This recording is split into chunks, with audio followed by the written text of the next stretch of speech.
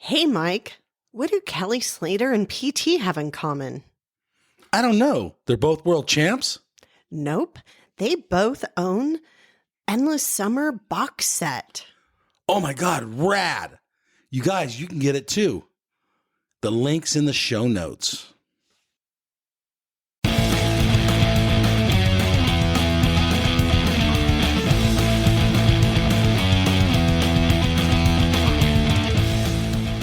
Hey, this is Mike with the Quivercast, brought to you by quiverbuilder.com, an online community where you buy, sell, and surf for your next magic board. All right, hello everybody. This is Mike here with the Quivercast, and today our special guest is Jason Shook. Is it Shook, right? Yes, sir. All right.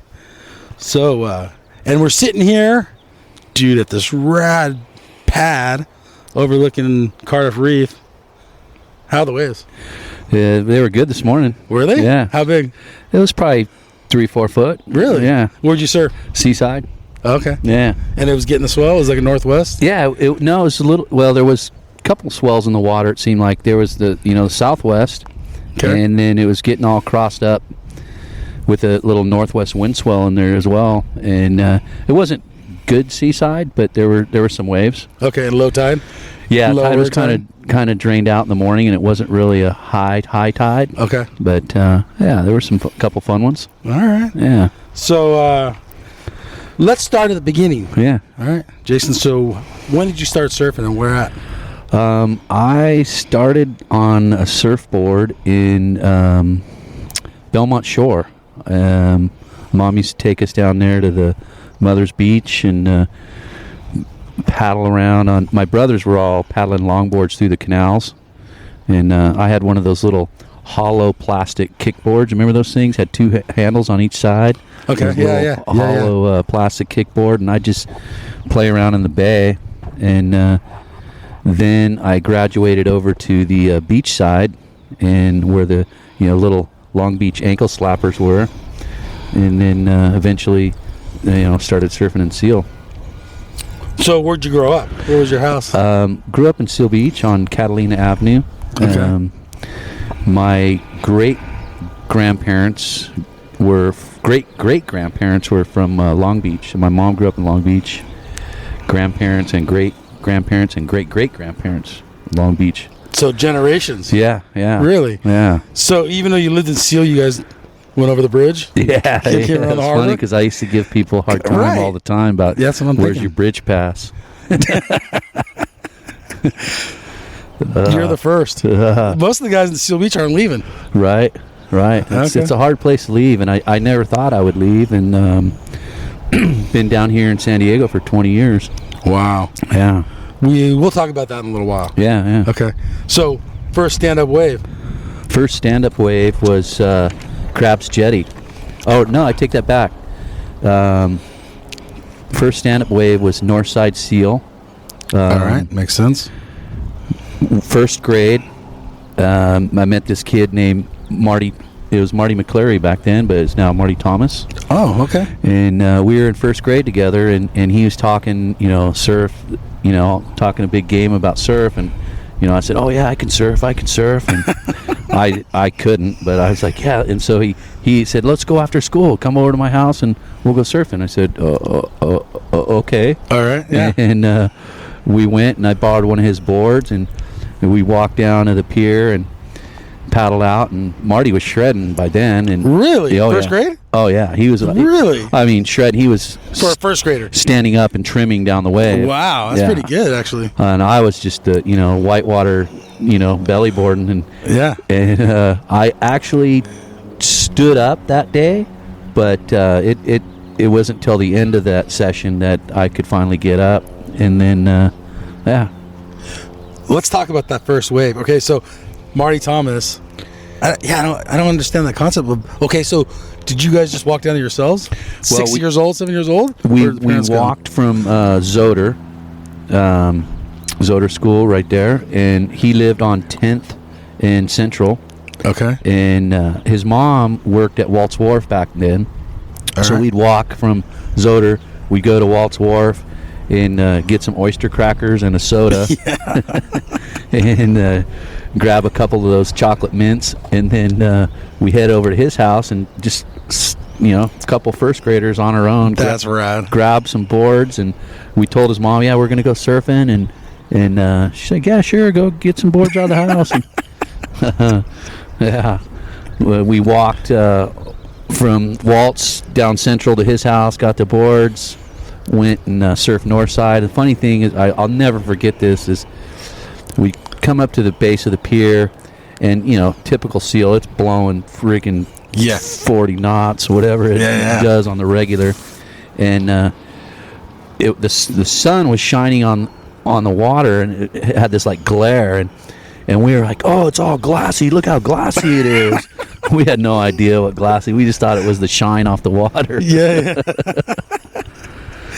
Well, Seal Beach, Long Beach, Huntington's like a wind tunnel. Yeah. It just comes flying through you 10 can o'clock. set your watch by it. Yeah. All right, that's so different time for sure. Yeah, totally. 6-year-olds cruising the street by themselves. Yeah, I didn't even, and then so after, when I had to walk home, I lived on the other side of PCH. Okay. And that was, I didn't know how to read the signals. Really? Yeah. And so I got to Maine and PCH, and I'm looking up, I don't know when to cross the street. No way. Yeah. And so Fogger. I waded through a few sections of the lights, and then finally a couple came by, and I just kind of followed their lead. When they crossed the street, I crossed with them, but So no concept of the green light, red light. I did have a concept of that, but I couldn't read at that point, and it said the don't walk. Don't walk, and that was before they had the universal sign. Oh yeah. It would just say walk, don't walk. That's so funny. And I was like, well, does don't walk mean, I didn't know. I was first grade. Wow. I'm just trying to wrap my head around that. That's super funny. Yeah. Okay. So Good then how'd that progress in Seal Beach for you? So both my brothers surfed, and that was older. Yeah, both two older brothers and an older sister, and my brother surfed, and I always wanted to, and came home. I was like, "Hey, Brad, I went surfing with this kid at school," and he's like, "What? What are you talking about?" And so he started taking me out at river and crabs.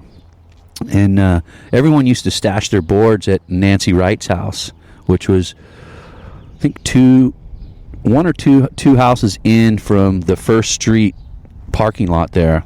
And their backyard, they had a little backyard gate where everyone would just stash their boards. And, so we'd go down and grab a couple boards out of the backyard and go surfing. And I used to just pretty much ride the whitewash back then, as I wasn't really good at standing up, but I tried. And there was one kid that used to rip the crabs jetty all the time. It was Pat Kneebone. Yeah. And I know Pat. Rest in peace, Pat. But he was always out there, and he used to call me the Whitewater King because I was always just taking off in the foam and going straight. And I'd taking off in front of him? No.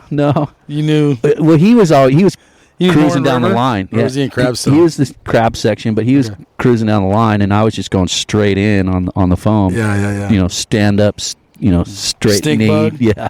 Right on. So, did you go to Pat's paddle out, or were you there? I did not. No, I didn't make that. Yeah, it was pretty cool, actually. Yeah, I've known Pat for many, many years. I should just do an episode on Pat stories, but it's another time. Right.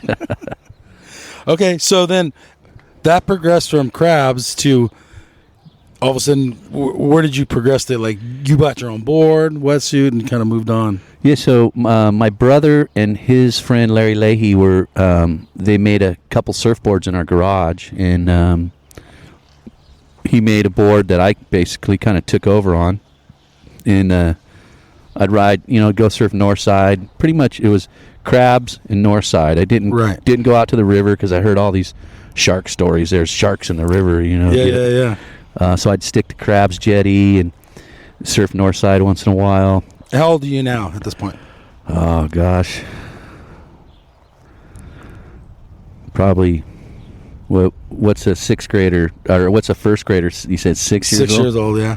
So I was probably 8 or 9. Okay. Yeah. You're in third grade now. Yeah. All right, cool. Third grade, fourth grade, and I remember one time I paddled around the seawall to the south side, and that was back when it used to break on the daily, and my brother was up on the pier, and I was surfing kind of in between the 10th Street Bowl and the pier. Right. And I saw him up there, and I paddled over to the pier, and I'm like, "Hey, Brad, hey, look at me!" And he just yelled, "He's like, Jason, get out of there! You can't be surfing Southside." And I'm like, "Oh, what?" So I went in, and then about a week later, I was back out on Southside, not listening to my older brother, and took off on a rebound off the pier. Okay. Going into the bowl. Right. And my board flipped up and just knocked my tooth right out. No way. Yeah, knocked it right out. And was it like the winter bowl or the summer? It was the winter bowl. Okay. It used to break, like push back into the wall. Yeah, it'd come off the Neptune jetty and the seawall, and it'd create that little rebound bowl back. Yeah. And Marty and I used to surf Southside every day after school, and it seemed like there was always some sort of rideable wave on Southside. The sand was much different back then. Yeah. So then, I know Marty Thomas moved away and went to Hawaii, right? Yeah, he moved. So how was that day for you? That was your surf buddy. He moved away in 8th grade, and it was tough for me. Obviously, I was jealous and wanted to move. I even asked my mom if I could move with him, and she said, "Hell no." And another friend of ours ended up moving with him, a guy named Robert Lee. They both moved over to the North Shore, and it was tough for me to those were my two best buddies. They're now moving to the surfing mecca and leaving me back in Seal Beach, and it was. That sounds pretty tough, actually. So then, were you? Let's just move on a little bit, and then we'll back up. Yeah. When he was in Hawaii, were you able to visit him, or was it years later? Years later, yeah. Okay. I visited him in '92. I think it was. Years and years later. Yeah. He went on and established himself as a pro. Yeah, went on to be ninth in the world, and had a great career. But I didn't get over there to visit him till '92. Wow. Yeah. Okay, so let's go back to you. Yeah. So he moves out, and now you have to find new friends, or? Yeah, there was we had a little crew. Okay. It was Tim Stamps, myself, a guy named Scott Sickler, Robert Lee, obviously, but he moved with Marty, and it's a small crew, but a little tight knit crew. There weren't many kids our age surfing back then. Oh, okay. How about adults? There was a lot of adults, and they kind of looked after us. Okay. My brother's friends, guys like Brad Mills, and the older crew, older than them. Were they in high school, junior high at this point? They were in high school. Okay. Yeah. So they're a little bit older. Yeah. Quite a bit, actually. Yeah. Okay. So you guys were they when it was bigger seal? Were they calling you into waves? No, they wouldn't even let us sit out on the main pier bowl. Really? North side or south side? South side. Really? Yeah. North side was rarely surfed back then. It was south side or. What year are we talking? 80? We're talking. Before the El Nino or? Oh, yeah. We're talking 80. Yeah, 79, 80. Okay. Yeah. All right. Yeah. So I started surfing at 80, but I was just a little whitewashed there. Probably even earlier than that, like 78. Because El Nino, when the pier went down, it was 83, right? Yeah. Okay. Yeah. So then, where do you progress to? Okay, now we're in Southside. You're with your brother and them, and they're calling you where are they sending you down the beach a little bit? No, we'd have to sit in on the inside and get the. Was there an inside? Yeah. Really? The inside was like the rebound. Okay. And there was it was much different back then. There was an outside break where Dennis Ward and Steve Sweet and Gary Eves and Brad Mills, all those guys would sit on that pier bowl and it would just point us to the inside. It wouldn't even let us sit out there. Really? Until we got a little more proficient. So Seal Beach, it misses a lot of swell. It has to be bigger. So were there a lot of days where you're just staring at each other, or did you paddle out anyhow? We'd paddle out anyhow. I mean, it would break when it was 2, 3 foot. So it was more consistent back then? I don't know if more consistent. It would, you know how nowadays the sand is so steep, Yeah. and it doesn't break only, right up on the shore break now. Yeah. But it was a much flatter beach back then, Okay. and it would, break all the time. Like I said, every day we'd go surf, even if it was, knee high. It was surfable. Okay. So at what point did Northside get decent and get bowly and fun? It was always pretty much decent and good, but it was more of a walled, kind of a lined up wave back then. Okay. Because of the sand levels Southside was breaking out so far. By the time it got Northside, it really didn't have that bowl to it. Oh, okay. Yeah. I don't know. I remember Northside just being fun, but Yeah, this was 78, 79. okay. So let's talk about where you are today. So now you're living in Cardiff. North County. I guess it's still called North County. Yeah. Yeah, rad. What got you here? A job. So I was working for Seal Beach Lifeguards and living in the house I grew up in. Just had a pretty rad gig, ride my skateboard or bike to work, and was just never thought I'd leave Seal. And a position opened up here, a lifeguard position, a full-time, year-round, permanent position opened up, and one of the guys I worked with applied for it, got the job, and then turned it down. Wow. Yeah, and he told me, he's like, yeah, they have 2-hour surf breaks, and I was familiar with this area because when my parents divorced, my dad moved down to this area. Okay. And my brother went to college down here his freshman year, so I knew the area. And when he told me 2-hour surf breaks down here and getting paid, I was like, sign me up. Yeah. And so I reached out to the department that was hiring, and I said, hey, I know one of my coworkers just turned down this job. I'll take it. And he was kind of pissed that my coworker turned it down. Right. And he said, we're going to have a whole new hiring. We'll send out another application and go through the process. And I did. I went through that process, applied, interviewed, and got the job. So rad. And then I was in the same position my coworker was in. It's like, do I really want to leave Seal? Mm-hmm. And it was a tough call, but I'm so glad I made the right choice. And so why are you so glad? Look, it's pretty nice down here. Pretty nice. Seal Beach is rad too, though. Seal Beach is pretty rad, and like I said, it was inside. Okay. There's reef breaks, beach breaks, point breaks. There's. So where are you surfing every day? Most days. Most days is a little spot South Cardiff called Seaside. Okay. Yeah. Pretty popular spot. Yeah. Are you one of the regulars out there? Yeah, I try to be. I try to get out there as much as possible. Pretty heavy groms there. There's a huge grom contingency, and it seems like in the last 5 years, it's gotten like that's the spot for the groms. Right. Some big names are coming out of there. They're down there with the soccer moms and the video cameras and the coaches and. Wow. Yeah. Any names you want to say or no? Of the upcoming groms. Yeah. Who's coming up? Yeah, this kid named Paul Carsey. He's coming up, and Ellie Tempieri. Okay. Reef Persidoc. All right. Those guys are all ripping. You'll be hearing about them soon if you haven't already. And these guys are competitive surfers? Yeah, they're doing NSSA, or what are they doing? They're doing the NSSA, WSA. Okay. What's the primes? Okay, they're doing primes. So now the season's kind of had a year off, right? With COVID. So I think a lot of the contests are starting up again. They are. I've been seeing on social media these kids are now back competing, which is nice It's good for them to get back in a jersey. What about you? Do you compete? I do the board riders events, West Coast Board Riders, which are let's talk about that for sure. Super fun. So I'm a member, but I haven't tried out for the team for Oceanside. But such a rad concept. It is. Do you want to tell us about that? It's probably the best thing to happen to competitive surfing or surfing in general for. Like United States? So is it comparable to the Australians? Absolutely. And it's a takeoff from the Australians surf clubs, which have been going on for generations. Right. And now, So we're late to the game. definitely late to the game, but at least we're getting in the game. And it started with Huntington and Seal.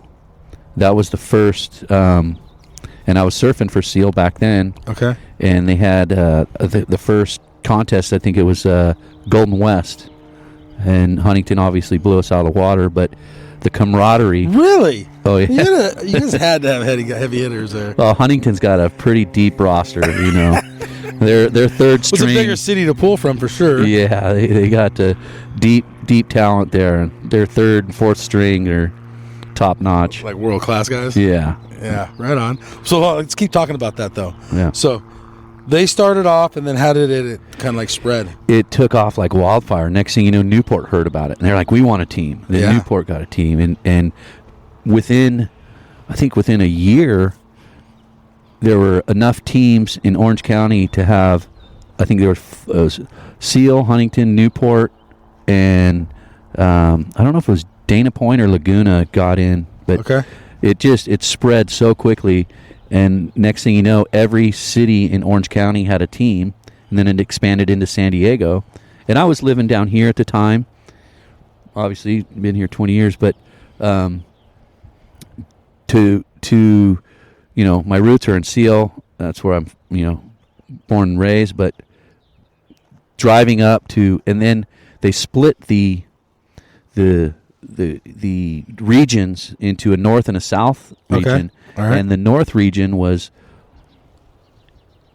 from Newport all the way up to Like Hermosa or something? Or even no, they went up to all Santa the way Barbara? up to Santa Cruz. Oh, sheesh. And that only lasted a short time, like one season. Okay. Then there was enough teams to do 3 regions, so they did a north, a central, and a southern region.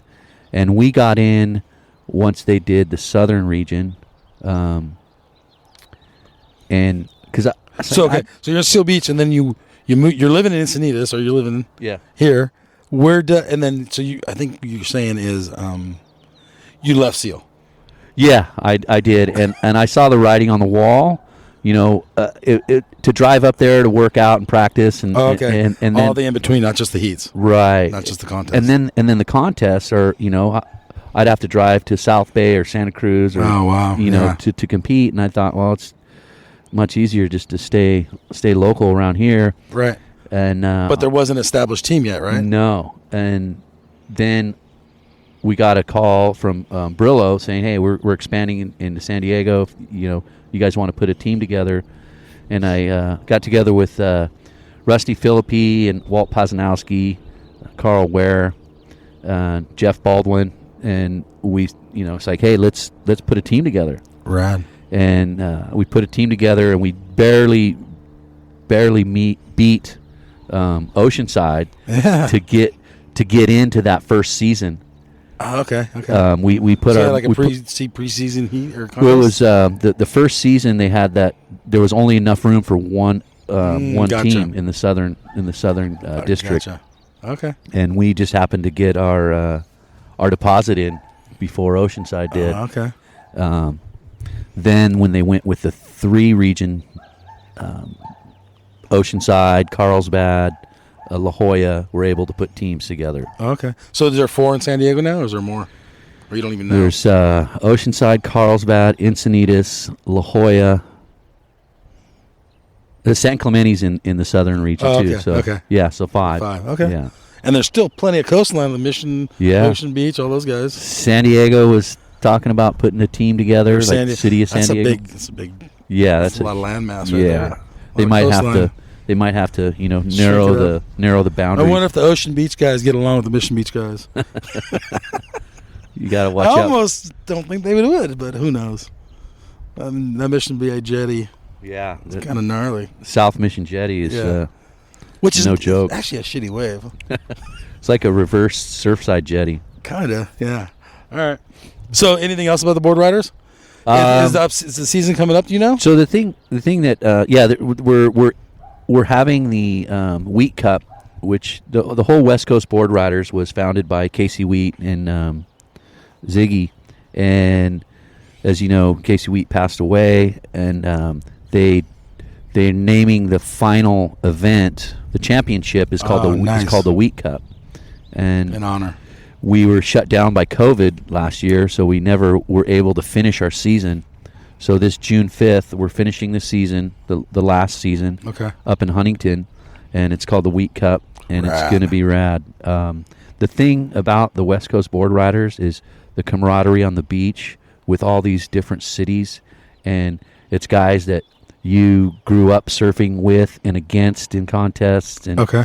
and then now you've seen them, 20, 30 years later. Still ripping? Everyone's still ripping. Wow. And just the vibe on the beach is amazing. Are you guys talking smack? Or, Oh, yeah, or is it talking like, just smack. having a We're- good time? We're, hugging and talking smack at the same time. Yeah, that's rad. Fist bumping and talking smack. Did you compete when you were younger? I did. I wasn't much of a competitive surfer. Didn't have much success in the competitions. Okay, you tried or? Yeah, I did some NSSAs as a kid, and Okay. 'Cause I remember you were ripping. You've always surfed good. well, thank you, Yeah, thank no, you. you were killing it. It's funny because Marty Thomas's mom used to take Marty and I up and down the coast, and she'd bring us to Cardiff and Rincon, and Right. she took me to my first surf competition was at Ponto in Carlsbad. It was NSSA, and I tagged along with her and Marty, and I ended up winning. I ended up beating Marty in that. How was that drive home? Oh, it was not fun. How long did it take him to get over it? He got over it pretty quick. Yeah, I by the think. time you got home? Yeah. You stopped him wherever you got him, Yeah. ate something? All right, cool. What about your influences In surfing? in surfing? My influences, obviously my brothers, guys like Chaz Wickwire, Dave Sowers, Matt Bettis, Gene Jimbrowski, and then the older guys those guys I just mentioned, were able to kind of hang out with as we were Groms. They all worked at Harbor, and Okay. we'd go there and look up to them like movie stars, and we kind of had somewhat of a rapport with them. But there were other older guys like Steve Sweet, Dennis Ward. I think Dennis Ward was one of the best surfers from Orange, L.A. County area back then. Wow. And he was from Seal, and he was a big influence on me as well as those other guys. Trying to think who else. So that's a crew, and you had different generations to look up to, Yeah, and they're all looking out for you. Yeah. At what point were you like the top guy? Would you ever see you were As soon as Marty left town. in that age bracket? Yeah. You were in control, huh? Yeah, Oh, that's rad. Okay, and then did you work at Harbor or anything? I did not. And actually, it's funny story is Rich lived right behind my house growing up. Oh. Our backyards butted up against each other. So were you getting boards from? I did get a board from Rich, and that was actually my first sponsor was Harbor. He put me on the team. I got a board. I was super stoked. And then he introduced me to John Gothard, who was working for O'Neill at the time. Right. Hooked me up on O'Neill, and then that was right when my surfing was really taking off, and that board that I got from Rich was magic. It was probably like that really was setting my surfing on a upward trajectory. Okay. And then the board got stolen out of my house. Ooh. Yeah, right out of we never locked our doors back then, and Wow. and Yeah, Seal Beach was like a safe haven. yeah, and so I kept it. We had a long hallway, and right at the end of the hallway, under the stairs, I stashed my board, and came home from school one day, and it was gone. And it was like I thought maybe my mom had hid it because I was, Messed up or something? yeah, like no surfing for you today. And I'm Yeah. like, hey mom, where's my? She didn't know where it was, and Oh. so the board's gone. I'm like, and I had to scrape. We were not very well off back then. We're talking food stamps and such. And, Wow, And okay. I had to scrape together every penny I had just to get that original board. And when it was gone, I was like, shit. I was just borrowing all my buddies' boards. Stamps had this beautiful Jack's surfboard single fin that I'd always try and borrow off of him, and Okay. So my surfing trajectory took a turn for the worse. You went from like a killer harbor shape for you, right? Yeah, To a single fin. To borrowing my buddy's boards. Yeah, it was tough. And how long that lasted until you got stepped and changed it? And so I went back to Rich and I said, "Hey, Rich, my board got stolen out of my house. Can I get another board at that same deal?" Yeah. And he shut me down. What? Yeah, he shut me down. He thought I was lying, and I sold it for and you're getting a good deal. Got a deal and then sold it for more, which was not the case.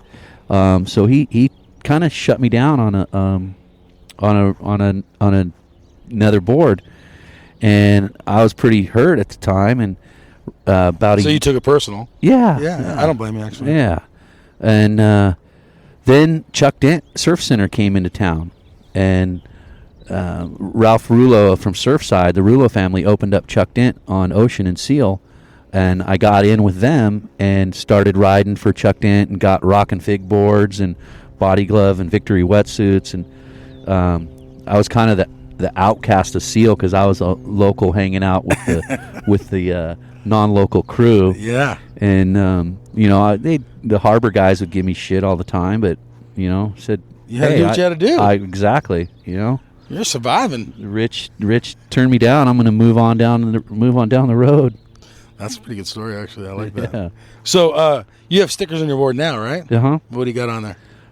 So the stickers I have on my board are from years of I want to talk about this. relationships that I've built over the years. And I've got Quiksilver, Sanuk on my board. And Jeff Kelly from Sanuk started down here in '97, and Marty was working for Sanuk. Okay. He was a marketing director, and he took care of me. He's like, "Yeah, I'm basically a free product, and yeah, no one's ever paying me, but I built this relationship with Jeff and Marty, and with Quiksilver."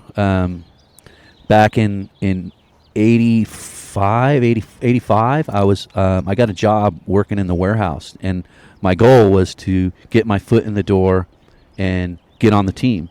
And I thought, I'm going to start with a job working in the warehouse. And, okay. Is this when they're at Costa Mesa? Yep.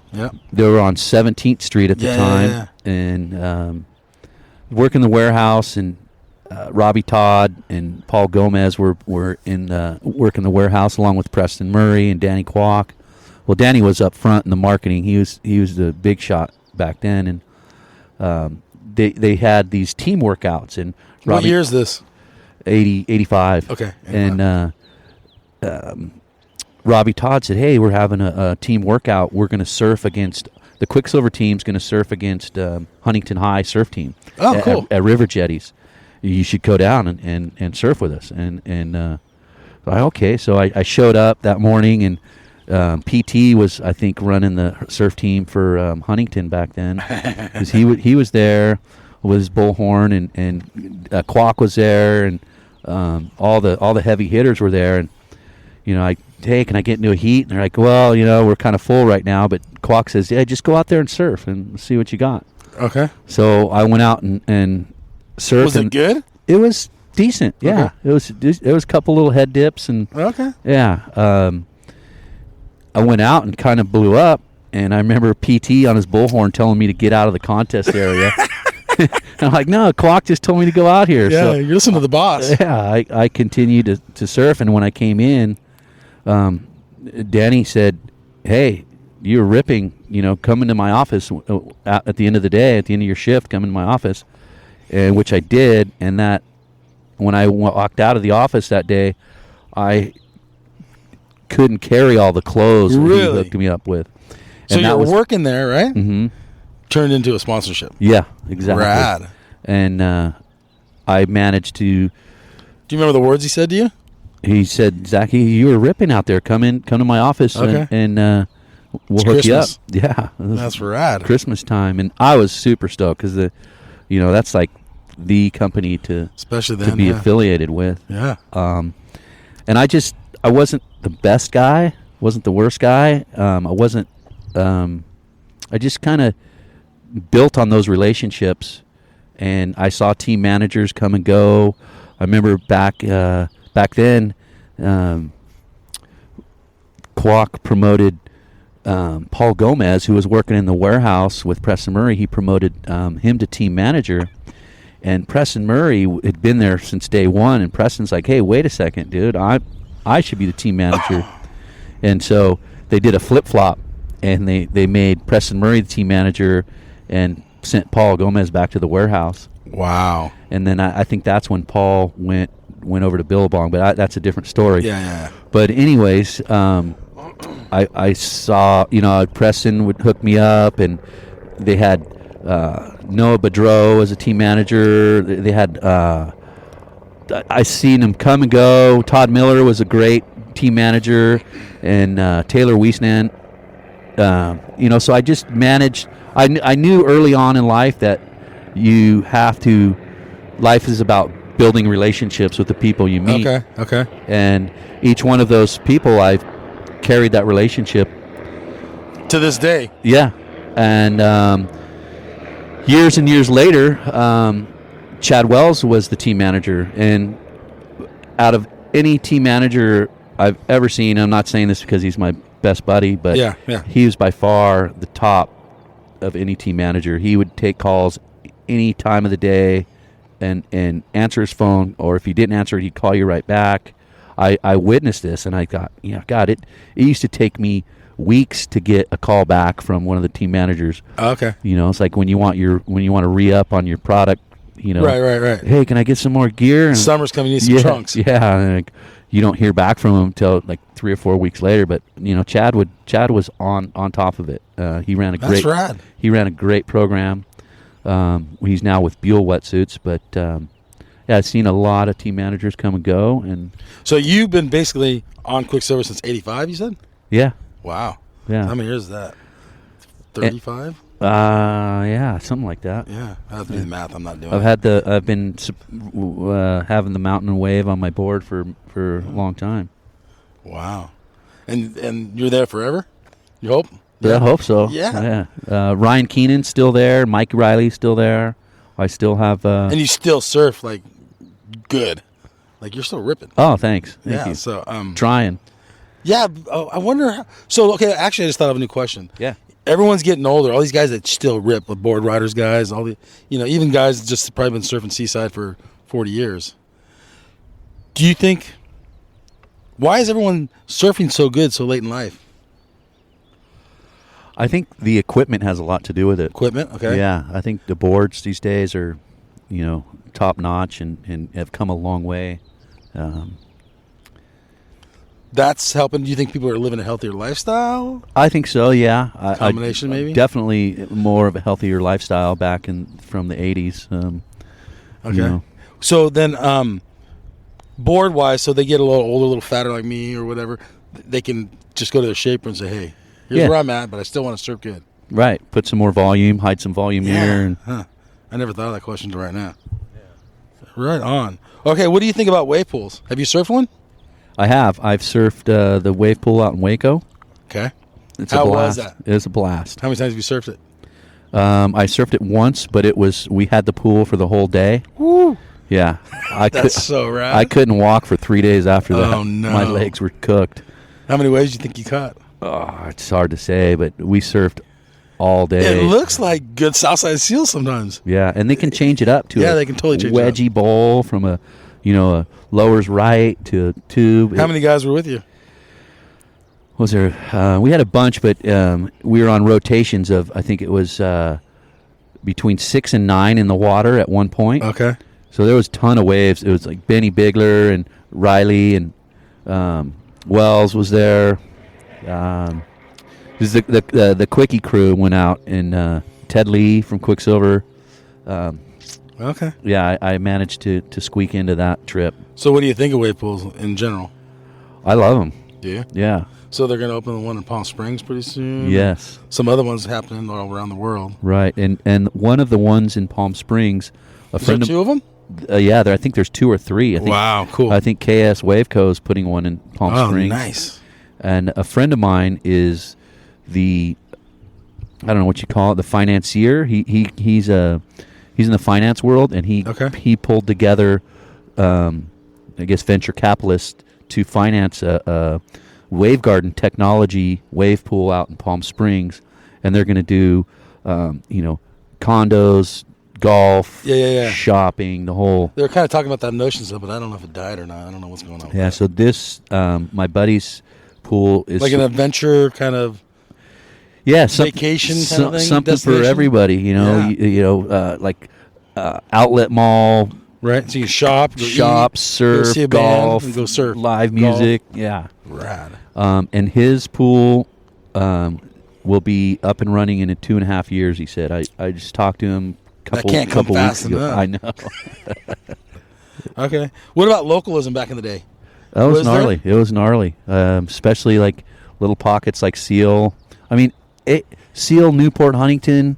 The localism was gnarly back in the day. I saw so many fights on the beach. Just because someone didn't live there? Yeah. Because they were just like regulating like kooks? Both. Okay. Both. They would, it was so gnarly. Like guys from Seal weren't even allowed to surf Surfside. They'd get chased out of Surfside by the heavies there. And I used to ride my bike. Marty, Robert, and I used to ride our bike early in the morning in the dark over to Surfside to surf. We'd go over there and surf, and we were so scared. We were like, but we were little. We were like, no one's going to beat us up, but we were scared. We were like trying to. You're looking all the way. Yeah. And there was this one guy, I think his name was Brian. He worked at Harbor Surfboards, and he was a Long Beach guy working at Harbor, and he went to Surfside. He got beat up and got a bunch of holes put in his board. Wow. They weren't playing. No. And then Southside Seal. Now, are these guys living in Surfside? Yeah. Wow. Yeah. And, Southside Seal was a pretty gnarly localized spot. And guys like Gary Eves would, I'd see him just mopping people's face up on the beach and just punching people out. And literally from just showing up? Yeah. I never saw that, but okay. Yeah, I'm not a that's funny. Not a fan of it, but it happened right in front of my eyes, and I just going to Newport when I was a kid was like not many people did that back then. I think you stayed in your little neighborhood. Yeah, I think Sowers took me to Newport for my first time, and that was like a whole new world. And then you probably ripped harder because it's like a new wave. Yeah, it's definitely opening up was that like opportunity. 54th Street or something? No, I think we did like Orange Street, somewhere off the off the beaten path. The place is so good at Santa Ana's. Yeah, it's so good. Sorry, no worries. I'm sorry to the people out there. Though. Yeah, I don't think anybody lives right there and surfs there though. No, and river jetties, they've changed the sands all kind of wonky now. Yeah, I haven't been up there in years. Really? Okay. Yeah. Well, okay. So then, when you guys came down here to do contests and stuff, and you said you were a kid, was anyone like, how did the locals treat like contests and stuff? Do you know? Or do you I didn't really see anything like at the contest. Obviously, they were probably told to behave or get thrown out. But like I remember that first contest I did as NSSA at Ponto. Yeah. And that's kind of what I was talking about. Todd Martin was there, and I remember watching him surf, and my mind was just blown away. The guy was just ripping. Like, I haven't seen... So you're seeing the same crew all these years, the same guys you surf with all the time. You know who rips, but now you're seeing, like, other faces. Yeah, and Todd Martin just blew my mind. And, I know why they call him Gluefoot, because he just never fall, and he was just blowing minds back then. Wow. Yeah. Is that the guy from San Diego? He's actually from Encinitas. Okay. Yeah. He's around now or no? I haven't seen him in years, but I think he's still around. I don't know. Okay. With COVID and all these new surfers, how's that work-wise? Is that making it more challenging for you? Last summer was the busiest summer I've seen in the 27 years I've been lifeguarding. Wow. It was absolutely nuts. Like, Whoa. Meaning what? Tell us some stories. Just people everywhere. Like, there was no everybody was at the beach. Everyone like 30 miles back. And down here. one way that I kind of gauge crowds at the beach is seaside parking lot. Okay. And when it's maxed out, you know it's packed. I mean, even 5 years ago, it would only fill up on 4th of July and Memorial Day. Yeah, the big holidays. It's filling up every day. Wow. And I think this summer is going to be even worse than last summer. I think so. Why do you say that? Just because people are getting vaccinated. I mean, last summer that was pretty much the only thing you could do. Right. There was no organized sports. Everything was shut down, but the beaches were open and they were packed, like beyond packed. Okay. And Seaside Lot was filling up on the daily basis. They were shutting it down, lot full, no one in, and that is a very large parking lot. It Huge. can handle a lot of people. Yeah. And that's kind of what I gauge beach crowds by. Okay. And not only that, but just looking at the people along the beach, you can see it's just people just crammed in there. So, okay, listen, a couple questions with that. Yeah. First off is, so you got all these people that aren't familiar with the ocean. Mm-hmm. Does that like wreak havoc? Yeah, it's definitely keeps everybody on their toes, and so you're working a lot harder. Right, and the guys on the front line, guys and girls on the front line, sit in the tower and making these rescues and safety contacts and medical aids, and there's no PPE when you're out pulling someone out of the water. Yeah, you're going, and here we're in this global pandemic where nobody really knew what this virus was and what it could do, and it was kind of sketchy because I'm sending my guards out to pull someone out of the water, and they're not wearing a mask, and the people they're pulling out of the water aren't wearing a mask, and I got to hand it to my crew. They knocked it out of the park. They pulled off one of the busiest summers on record during a pandemic with a virus that was, the effects and the contagions were unknown. Right. Okay, I get that. Yeah. That's gnarly, that part. What about the guy that shouldn't be going out and he's getting hammered by a 4-foot wave, and that's happens on a daily basis. But you have more people, so you have more. I would assume more rescues. Yeah, our I just did some statistics the other day for a work plan, and it was a 77% increase in rescues in 1 year. In 1 year, one summer. Yeah. That's one fiscal year was. So, any advice out there to anybody that doesn't like surf or doesn't know the ocean very well? Well, I always tell people just know your limits, and the ocean is unforgiving. It's very unforgiving, and it can be very dangerous if you don't know what you're doing and you're not prepared. And people can get themselves into situations where they're in danger, and now someone has to go assist them, and they're putting that rescuer in danger. Yep. So I always tell people just kind of know your limits, and if you're not a good swimmer, don't go out when it's 6 foot. That's probably pretty good advice. And actually. I see. So you guys stopping people on the water like, hey, you can tell. Yeah, we size them up Yeah. in the parking lot. We call it parking lot size up. Yeah. When they're getting out of the car and they have brand new boogie boards with the cellophane still on them. Yeah. And the styrofoam coolers and jean shorts. So are you physically walking up to them and saying, we will kind of heavy out there today? Yeah, we'll warn it. We call warn and advise and say, hey, look, if you're going to go in the water, this is where we want you to go. Okay. Stay in this area. Don't. Probably not, and I've told people, hey, today's not your day. It's not a good day to learn how to surf. No, and they're not looking at the forecast; they're just showing up. Yeah. So, all right, that's kind of cool. Oh, actually, I had one more question about that. Yeah.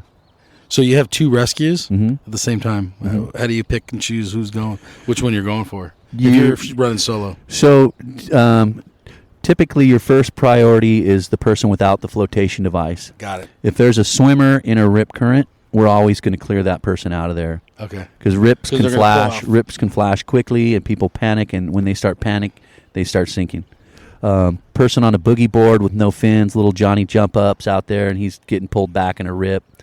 That's not as urgent as someone swimming. Okay. And so we'll always go to the person without a flotation device Got first. Now, if there are two people without flotation device, we'll get them both, put them on the buoy, and usually there's backup coming. Yeah. And we're watching, and we're sending backup. Okay. For multiple person rescue. Yeah. Okay. That's just a question I always wondered. Yeah. Like, dude, there's two guys screwed. They're 100 yards apart. Yeah. And sometimes Or there's maybe surfers will help. Yeah, sometimes there's three rescues happening at the same time at 2-3 different locations, and you have to send your resources based on the situation and the urgency. And sometimes you have one truck to split up that area. Yeah. So it gets dicey. Okay. So what do you think is the most overrated wave in Southern California? Most overrated wave in Southern California. Or you don't have to answer that. Swamis? Swamis is a good wave. It's I think a it's really just good wave. overcrowded is what it is. Okay. And I mean, I live literally less than a mile east of Swamis. Right. And I think I can count on both hands how many times I've surfed there in the 20 Really? years I've lived here. Do you wait for it when it's bigger? Is that when you're holding off to surf? No, when it's bigger, it gets even more dangerous So out there crazy because out there. you got guys on 10-foot rhino chasers that have no business being out there. Yeah. And it gets so crowded. It's a hazard. I like to hit it midweek, midday Okay. on a Like the afternoon sesh? yeah, and you can get them on these random swells where maybe blown out, but it's still good and not many people out. Okay. I just said Swami because I was looking at it Yeah, in that direction. yeah. Okay. Who's your favorite surfer when you're like a Grom? Besides the local guys. Mark Richards. Oh, really? Yeah, he's by far my So favorite. Surfer Magazine, you're like stoked every time you saw one. Yeah, there? MR was the man. Were you watching movies or anything back in the day? Yeah, Your favorite surf movie? like 5 Summer Stories. Was it? Beyond Blazing Boards. So good. Those Yeah. movies are so classic. Yeah. I don't know how much Mark Richards was in those. Maybe Blazing Boards he was in more. At that point, like Curran and Aki, you're kind of beyond Blazing Boards. Yeah. Little different surfers, but they're still like holding it down. Yeah, on in my room on my wall. it So was that's your MR style and- master right there is MR? Yeah, and Shane Horan was one of my favorites too back then too. Okay. Yeah. Did you get one of his keel fins shapes? ever? No. When he started getting weird on the keel fins, I wasn't getting into that. All right. So how do you keep in shape for surfing and work? Are you working out? Not really. No, I do. Okay. I do some stretching. Okay. Yeah, just a lot of stretching. Okay. And surfing keeps you in shape. Surfing, yeah, surfing and stretching. I was swimming a few years back, and then COVID hit. Before COVID, I was kind of swimming on a regular basis. Okay. Then the pool's all shut down, so I haven't been in the pool. But I was doing some swimming. What about ocean swimming? It's in the pool. Oh, what about ocean? Do you ocean swim? No, Sharks? I don't like sharks. So there was an attack, mile Right. south. There was an attack. You weren't working here then, were you? Yes. Oh, shit. Yeah. Do you want to talk about that or no? We can. don't have yeah, to. We can. It was 2008. It was April of 2008. There was a man fatally attacked by a white shark right probably 200, 300 yards north of my station. Wow. Yeah. So you were on duty at the time? No, it happened at 7 a.m., Okay. but we did have a guard on duty at that time. Okay. He was on the beach, and these people came running up to him frantically saying, "Hey, our friend's been bit." They were just like freaking out. And he's like, okay, so he called it in as an animal bite. He thought it was a stingray. Okay. Because a lot of people Yeah, do that. mistake. They get stung by a stingray and they freak out. And he sees these there was a group of triathletes, and they were training. They were swimming from pillbox to tabletops and back. Okay. And the guy who was attacked was, I think, second or third to last. He was not. He was kind of towards the tail end of the pack, and he got hit and lifted up out of the water and sucked back down. And all the swimmers most of the swimmers came in, except a couple of them stayed and dragged this guy in with a 17-foot white shark, and that's like what literally in their right presence. there. Yeah. And so those guys are the real heroes. They braved it out and dragged this guy in. And so nice of them. my thought is that, and this is what the medics and coroners would say, that he bled out by the time they got him to the beach. Probably his wounds were so severe that wow. He was pale. So I got the page. I was at home. My pager goes off. Medical aid. I haul ass into work, and I pull in, and they had already gotten this guy off the beach up into the park, and I see some of my crew doing CPR, chest compressions on this guy, and I'm thinking, okay, someone had a heart attack, and I hop out of my car and I walk up and ask, what can I do to help, and they told me to start suctioning, his airway, his mouth, start suctioning some of the fluids that were there, and he was obviously deceased at that time, but they were still working on him. They were CPR. They were doing the AED, shocking his heart. They were injecting epinephrine to try and get his heart going again. Yeah, and waiting for the air ambulance to come in, because we weren't allowed to pronounce the patient. Gotcha. So air ambulance landed. The flight nurses came up and asked us, how long you've been working on this guy, and we said, at least 30 minutes. I think it was between 30 and 40 minutes, and they just called him right there. And at that point, when the flight nurse pronounced him deceased, one of the female swimmers he was with just came unhinged, just a full meltdown. She sees us working on him, thinking there's a chance. Yeah, for sure. And then when reality hit, and just, came. How heavy was that? It was so heavy, probably the heaviest thing I've ever had to deal with. And when I first came up, like I said, I thought it was a heart attack, but then I saw the wounds, and everyone's working, doing something, shocking, suctioning, injecting, doing everything they can to try and keep this guy alive. And after the flight nurse pronounced him, I leaned over to one of my coworkers and I said, "Hey, what the hell happened?" I personally thought he was run over by a lobster boat. Oh, that makes sense. The lacerations on the leg were from I never in a million years would have guessed it was a shark attack. Wow, that's heavy. Yeah. So what's I don't know what the right word is, but are we still seeing them out there? Yeah. A lot more than. So I never feared a shark growing up. I would never until the last 10 years, in 15 years, until that 2008. I was like, oh wow, they're here. But a few years ago, they started showing up in L.A., in Orange County, the juveniles. Yeah. And then they're showing them at Sunset and then Tulsa. I think even more years ago than that, they were showing up there. And then a couple years ago, they started showing up here. And then we started getting involved with Cal State University Long Beach Shark Lab, and we did some tagging, and we have some. You guys as your unit? Yeah, so they would come down, and we would take them on our jet ski, and they would tag the sharks. And, and then they provide us with. So did you physically do that? I did on the ski. Okay. So you could actually see the shark? Yeah. Wow. Yeah. That's heavy. Yeah. And we've done multiple attempts. It's pretty hard on a ski. Del Mar lifeguards have a much better ratio of success for tagging them. Oh, okay.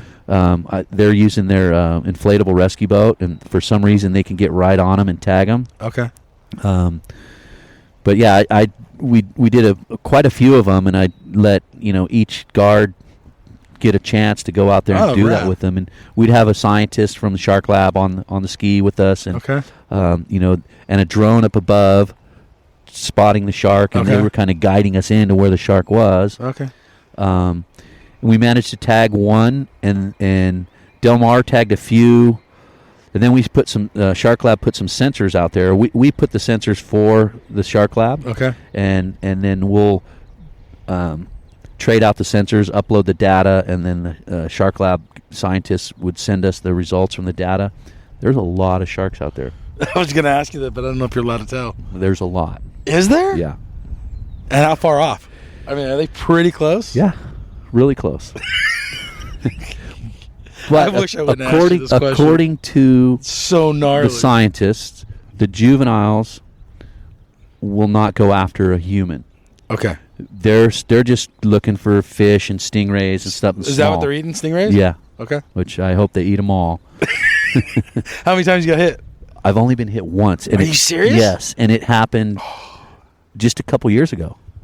And I grew up surfing Ray Bay, and I never was hit until I came down here. So I've been stung 5 times. Oh, God. And the first time I was like 21, I lived in Seal Beach. Uh-huh.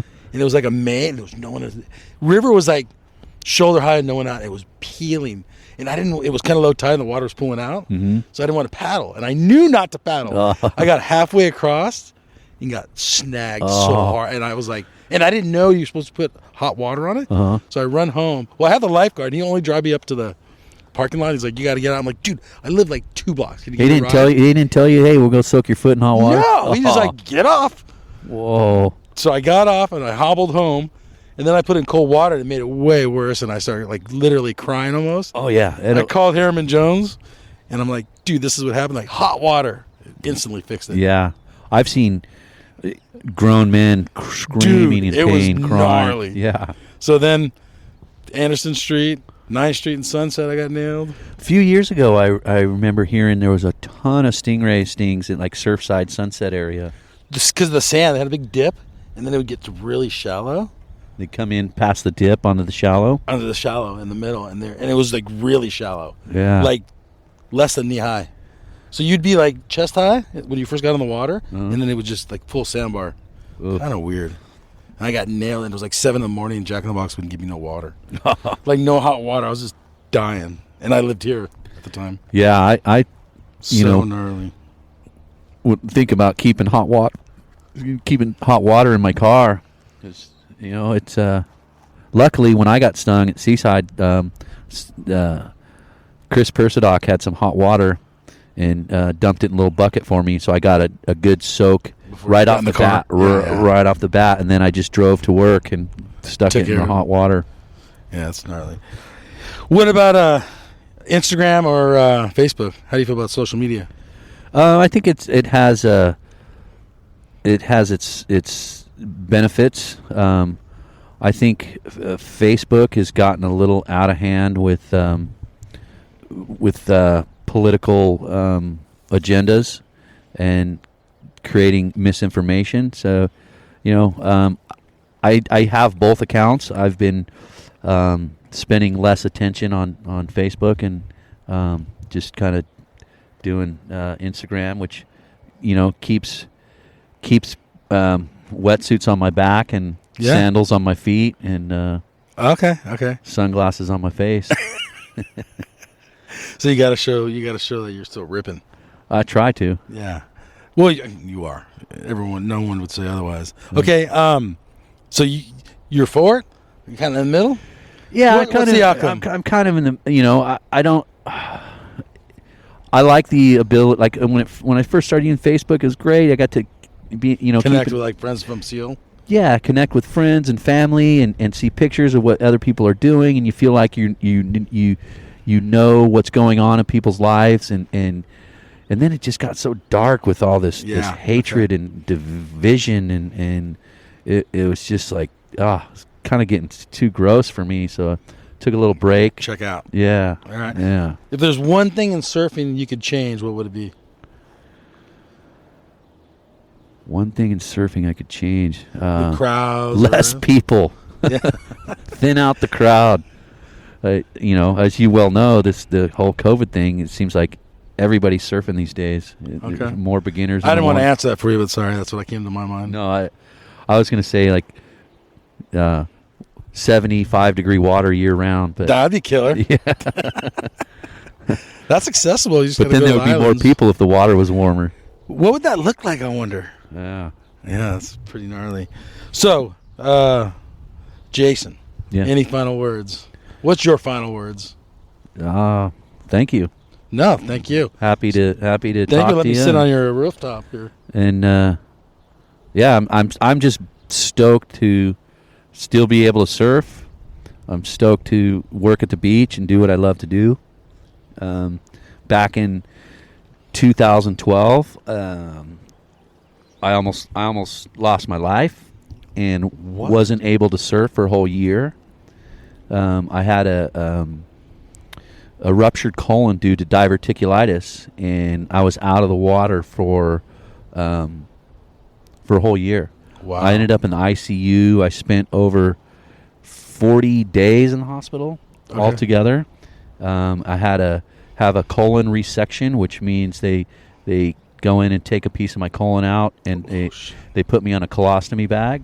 Oh, my God. And after that whole episode, a year later, I was so fired up to surf, and I wasn't taking anything for granted, and just super stoked to be able to continue to do what I love to do. And That's a heavy story. I didn't know that. yeah, That's that heavy. was it was dark times, but you pull through, I guess. Hopefully. And that changed your perspective on life? Yeah, Okay. yeah. Your life can be taken from you in an instant. Wow. And it's funny. They're not funny, but I was just talking to a buddy of mine just before you came over. Today I was in the lot at Seaside, and I was talking to another buddy, and he's like, "Oh, do you hear what happened to so and so?"